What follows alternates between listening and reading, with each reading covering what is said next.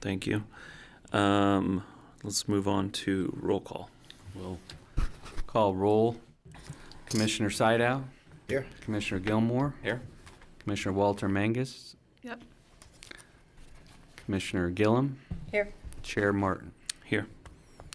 We have 7 appointed members and 4 as a quorum. We have 5 in attendance today, so that constitutes a quorum, and we can consider today's meeting agenda. All right. Item 2, approval of minutes. So item 2.1 is the approval of minutes of the Heritage Commission special meeting that was held November 19th, 2024. If you want to take a few moments and look over those, if you have any questions or corrections, please state them now. Otherwise, I would entertain a motion to approve the minutes.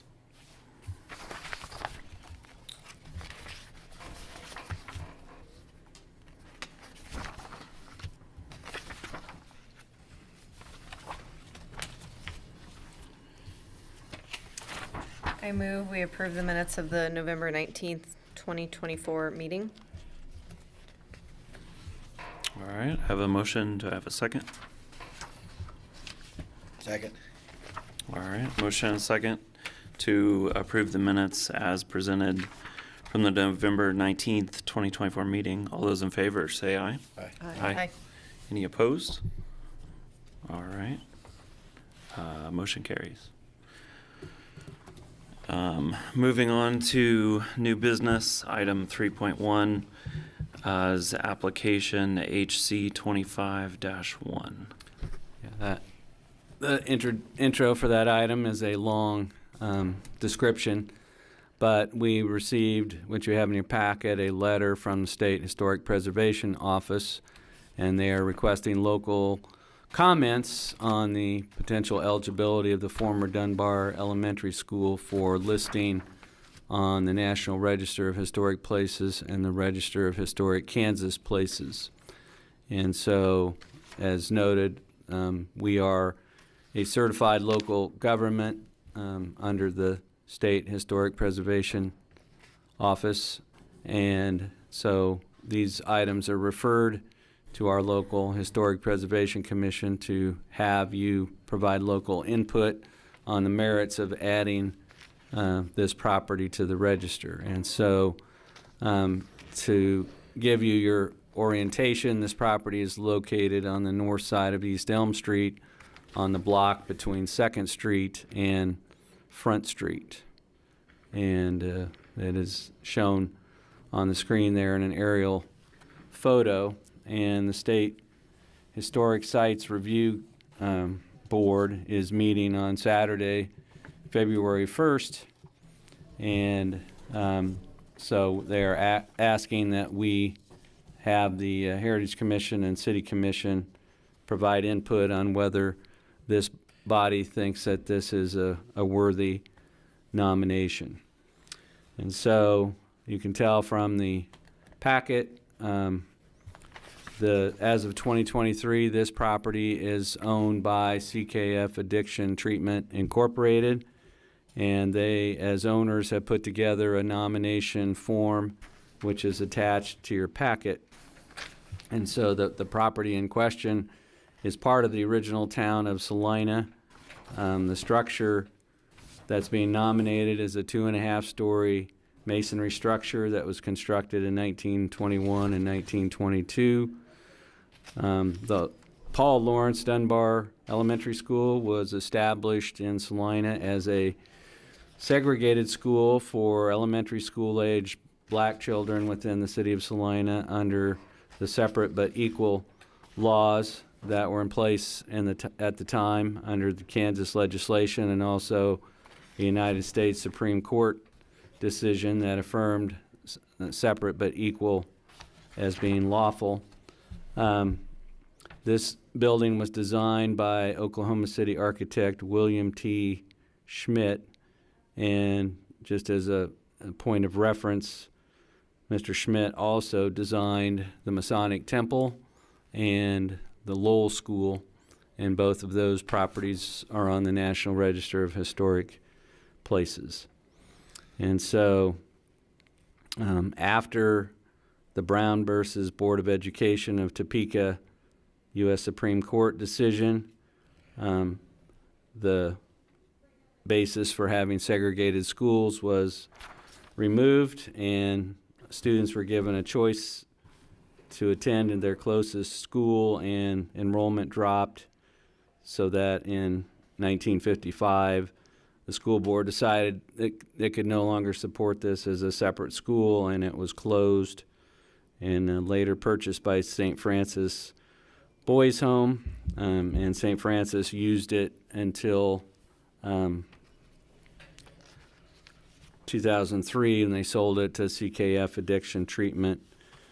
A couple other items to note: the Heritage Commission recommended and the City Commission approved this property as a Heritage Conservation Landmark in 1998, and in 2000 there was a memorial plaza and commemorative marker for the school that was dedicated in June of 2000.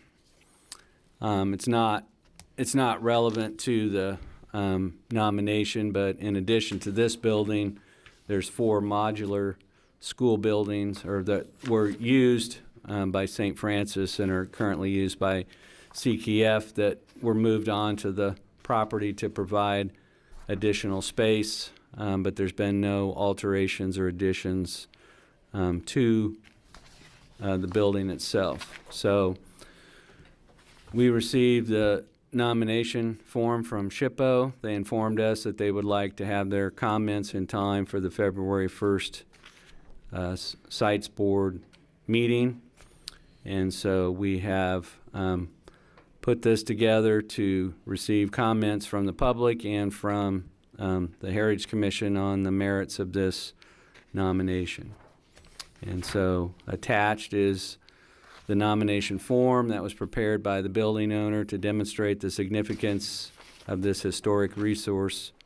And as we've commented, and some of you are aware, a National Register designation allows building and property owners to potentially access rehabilitation tax credits to be used to preserve or further rehabilitate the building. And so I think the report pretty much reads for itself. I have tried to, in a footnote, give credit to John Berger, who was historic preservation planner here for 29 years, and it was his research that was diligently prepared that was used as the basis for the nomination, and it was also used as the basis for staff's report that you have in your packet. I can take no credit for any original material there. We relied completely on Mr. Berger's information to prepare this report. And so this has been nominated under 2 categories.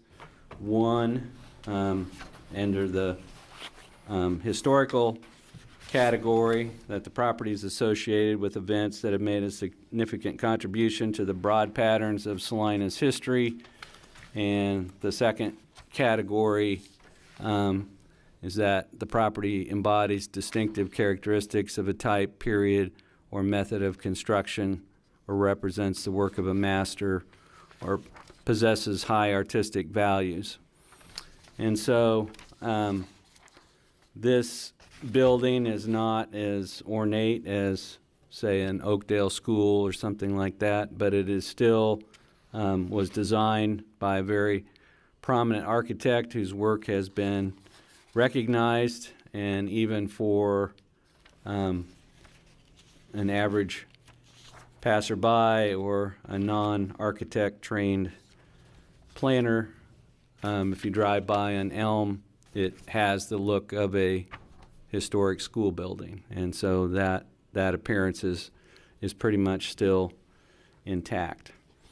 And so we attached in your packet some letters of support that were received by the State Historic Preservation Office, And since the packet was prepared, I believe I've counted 8 to 10 more letters of support that have come in.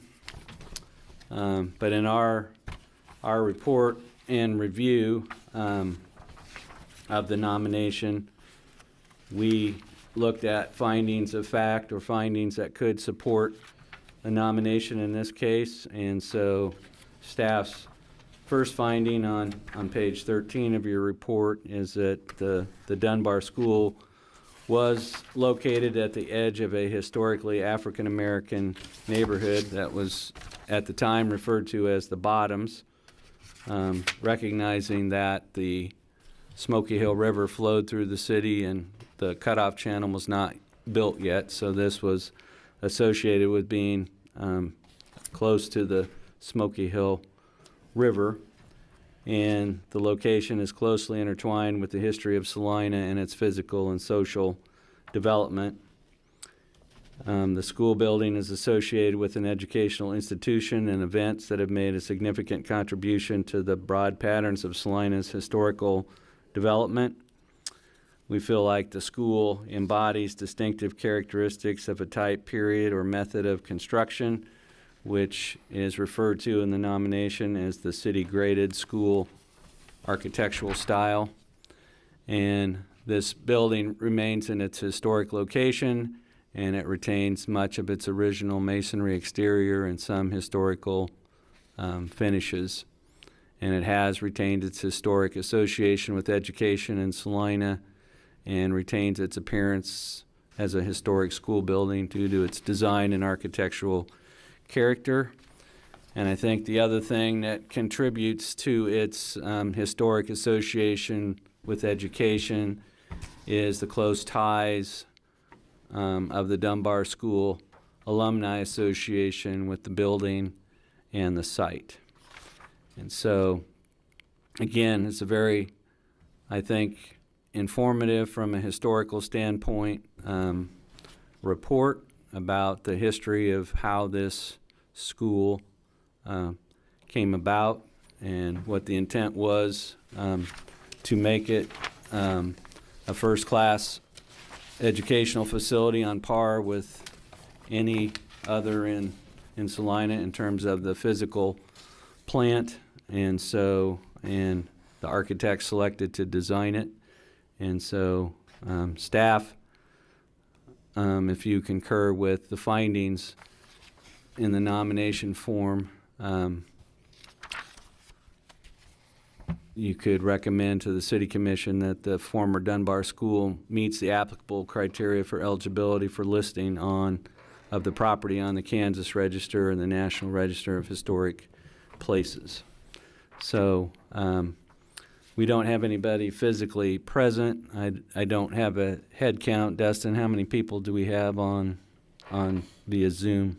We have about a handful. Okay.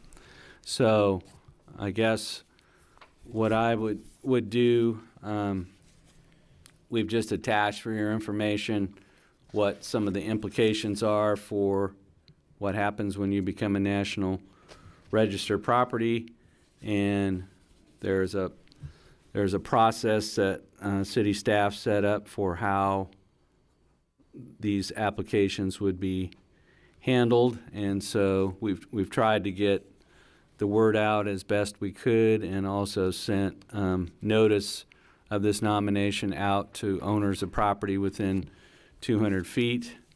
And as I noted, we attached a number of letters of support, and I think I've received 8 to 10 additional letters after this packet went out to the board, one of which I put at your place there from USD 305 in support of the nomination. So at this point, I would pause for any questions that the Heritage Commission members might have about the school building, the city's involvement with the memorial, or any other questions you might have. And once that is completed, we'd want to hear from anybody that's joining the meeting via Zoom who might want to add comments.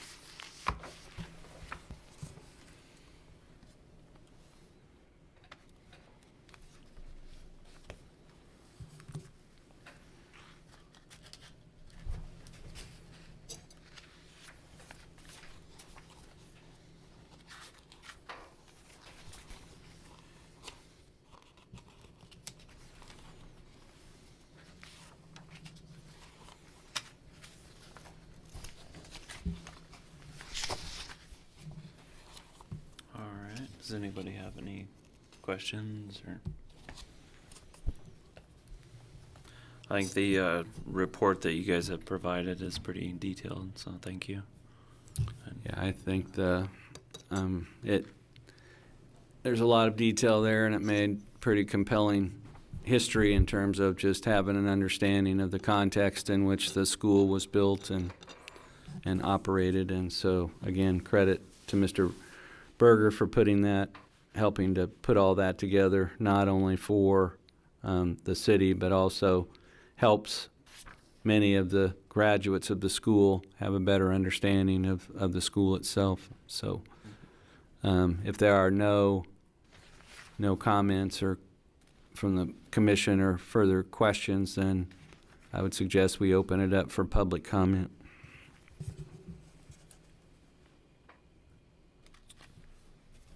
Okay. Hello.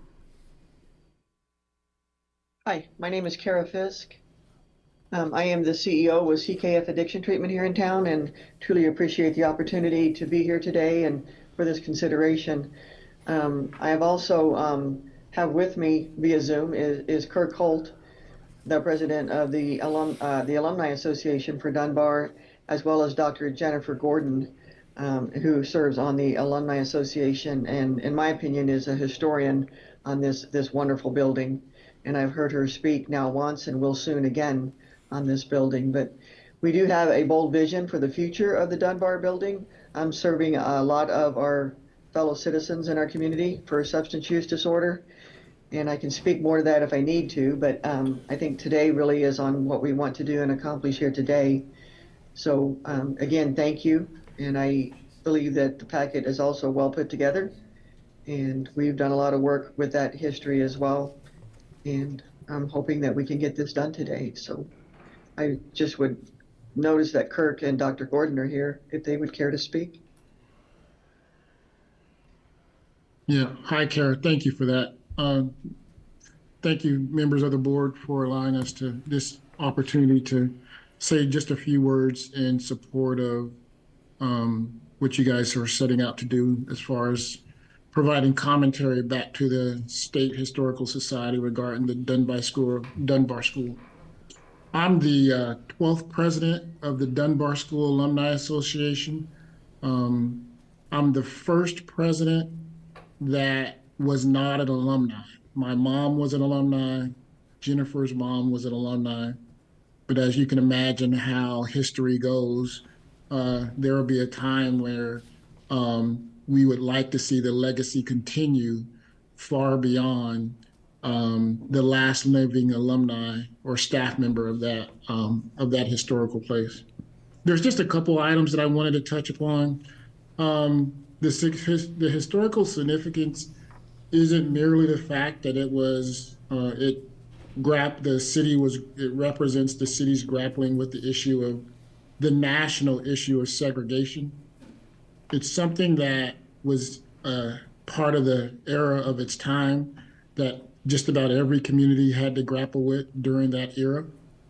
I think it's important to understand that given the thoughtfulness that the city of Salina and its process went through, was important because it set itself apart from a lot of the deliberations of other communities, particularly further south.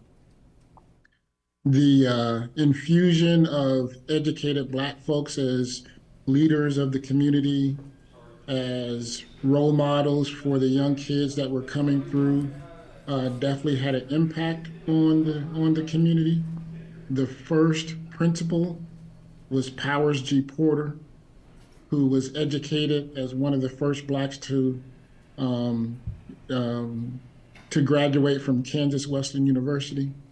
But more importantly, and this is my last comment, this is the building, this is the facility, this is the opportunity that brought Robert C. Caldwell to Salina. As you may know, Robert C. Caldwell is the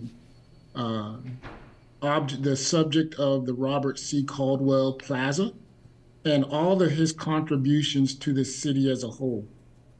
What brought him here was Dunbar School.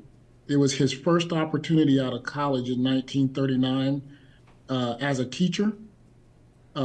He left Dunbar to go participate in World War II. And when he came back to Dunbar School as a teacher. He was born in Pittsburgh, Kansas. He could have easily have gone back to Pittsburgh. He had the credentials to go anywhere he wanted to, but he came back to Salina and came back to Dunbar. And then he got his master's degree from Pittsburgh State and still continued to remain in Salina.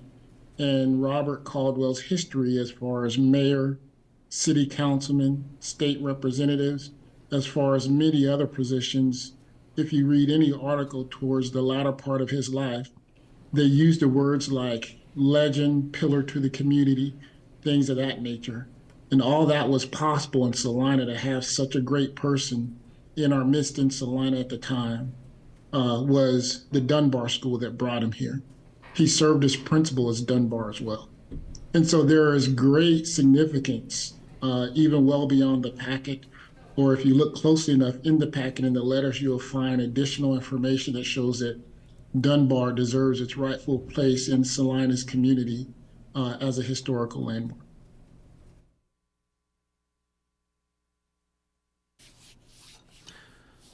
Anybody have any questions for Kurt? No. Okay. Does Jennifer wish to speak, Kara?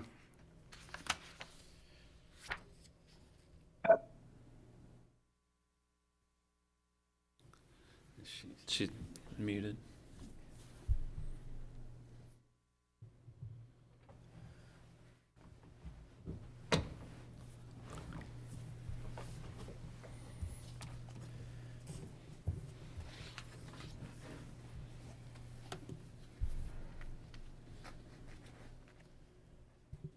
Dr. Gordon, you're still muted if you would like to speak.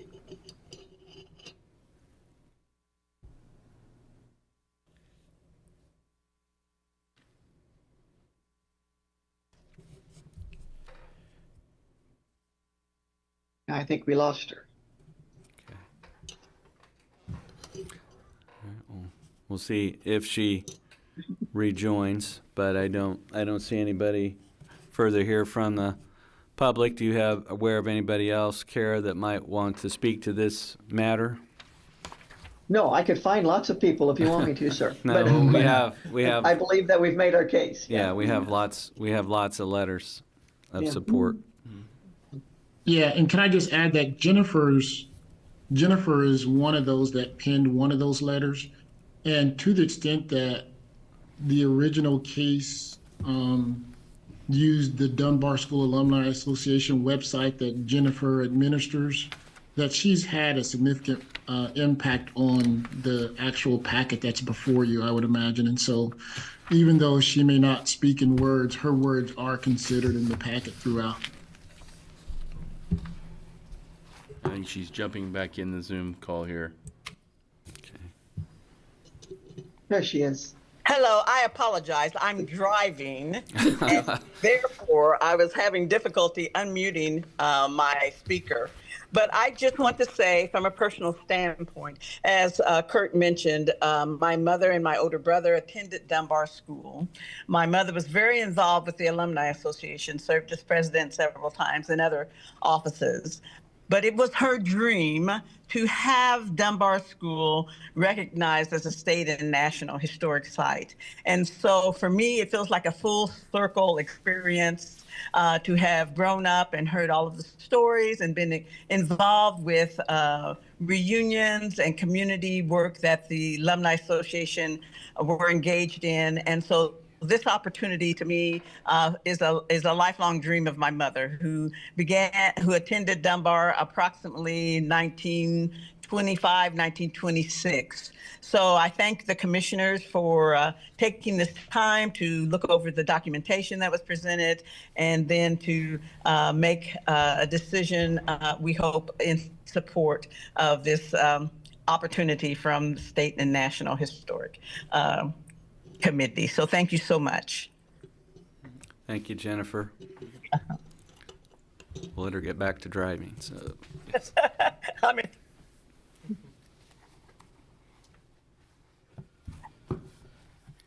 So again, the way that the process would work is that the state has asked that this be referred to the Salina Heritage Commission for review and a recommendation as to the worthiness of the nomination.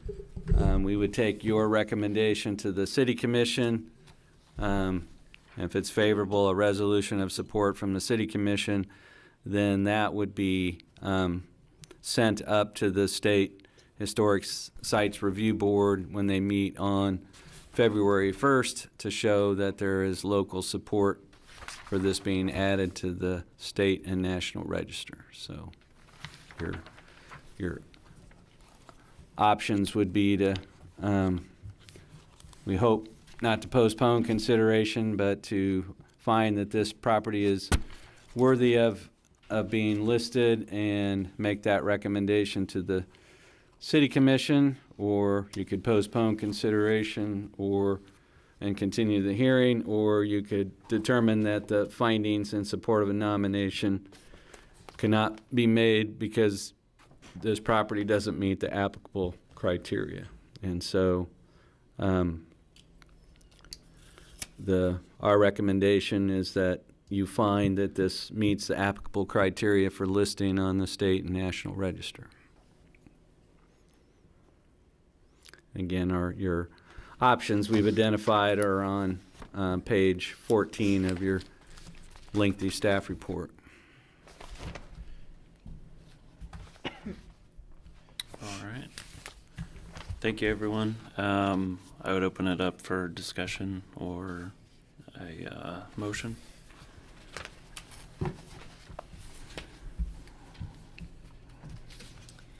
I don't have any discussion. I just wanted to say thanks to everyone for putting together all the information. Thanks to, all this info we have from John Berger. Thanks for all the letters and everything of support. I think it's extremely helpful to have, and I was not familiar with this building, so I appreciate having all this historic information on it. It's really interesting and fascinating, and I personally think it not only meets the criteria for the nomination, but it well exceeds that, both in architecture form and in just the general history of the education of the school. I'd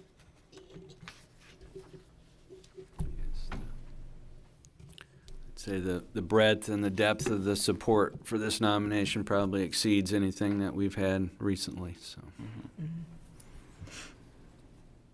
So I guess I'll go ahead and make a motion then. I move that we approve and concur with the findings in the nomination form and make a recommendation to City Commission that the Dunbar School meets the applicable criteria for eligibility for listing on both the Kansas Register and the National Register of Places. All right. I have a motion. Do I have a second? I would second that. Okay. I have a motion and a second. All those in favor say aye. Aye. Aye. Any opposed? So Motion we're on a carries. tight time schedule here. Is what we will do is take your recommendation. It will go to the City Commission on Monday, and they will have a resolution of support for them to act on, and then we would take that and your recommendation and forward that up to the State Historic Sites Board. I did want to make just a personal observation on this. As I worked on this, I would like to note that when I attended a planning conference, I got to meet and visit with Terry Caldwell Johnson, who is the daughter of Robert Caldwell. She grew up in Salina, and she had a 30-year career in public service in Des Moines, Iowa. And I grew up in Des Moines, Iowa, and I've had a 30-year career in public service in Salina, Kansas. So we had a lot to talk about when we visited. Mr. Caldwell's daughter, Terry, passed away a couple years ago, but had been involved in a number of public agencies in doing public service for the city of Des Moines and that county. And so Mr. Caldwell raised children who got involved in public service as well. All right, thank you, Dean. Can I say, if you don't mind, just real quick, Terry Caldwell Johnson was also a member of the Dunbar School Alumni Association, a very active member, and we valued her input during the time that she was with us.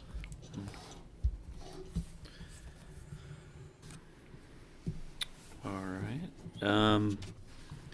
Moving on to administrative items, 3.2 is presentation of the 2024 annual report of the Heritage Commission. So the Heritage Commission generally has a quarterly meeting scheduled for the last Wednesday in January to look at your annual report of 2024 activities. And the City Commission, who appoints all the members to serve on advisory boards, is interested each year to get a report on the activities and participation of those boards, and especially of the people they appoint. And so they ask for a report to be prepared, which we have done for what the board did and considered in 2024. And so it's broken down into parts where we talk about accomplishments and cases, and those are shown in Exhibit C to the report. Exhibit A is just a reminder of the membership and the expiration dates of the various terms. And then we have the Exhibit A, which has the member attendance. And again, the City Commission is interested in making sure that their boards are active and that appointees are attending. And so we provided a summary of commission member attendance. We have listed out the cases that were heard in 2024, and there were 3 cases, and they were all certificates of appropriateness, and every single one of them involved something to do with a detached garage in a historic district. And now for 2025, we have a National Register nomination. But we want to give you an opportunity to review that. If you have questions about attendance or attendance records, we'll let you take those up with Daisy. If after you review that, you think it reflects your 2024 year, then we would just ask for a motion authorizing us to send this on to the City Commission on the Heritage Commission's behalf.